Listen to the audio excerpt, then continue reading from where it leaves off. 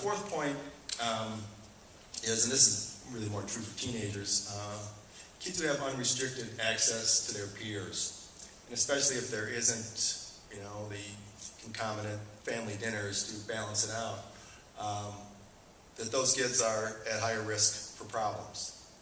Now, again, I know that you're not all familiar with the psychological research, but all the studies say the same thing, and that is that 2 15-year-olds are dumber than 1 15-year-old. You know, think about the first time you got drunk. Were you home alone? Like, there's a bottle of Beaujolais Nouveau you were dying to try, and you just had a little too much of it? No. Somebody stole whiskey from their parents' liquor cabinet, and you went out in a car somewhere and got drunk. Kids do dumber things when they're together than when they're alone, and we know that, you know, that the peers have more influence on each other, especially as teenagers, than anybody else does. I mean, the best predictor of whether your daughter is a virgin is whether her best friend is a virgin. You know, I mean, it's either older siblings or friends who, you know, first start your child on cigarettes or tobacco or marijuana or anything else. So there has to be some kind of balance there.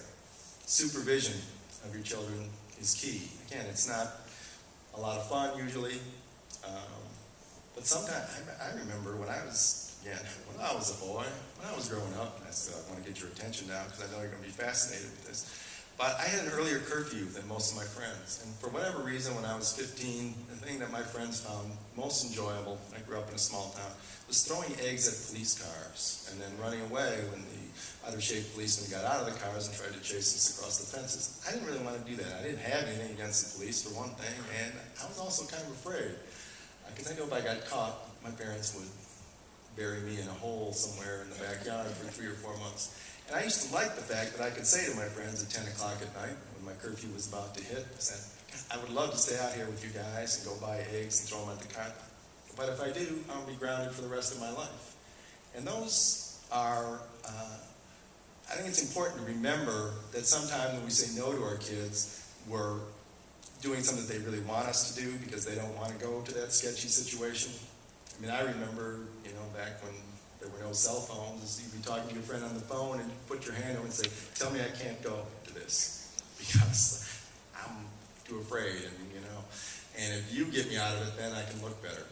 And that is part of our job. We're human, and your kids are human. And just don't put them in a situation because you feel like you got to say you trust them, where they're not going to be able to succeed.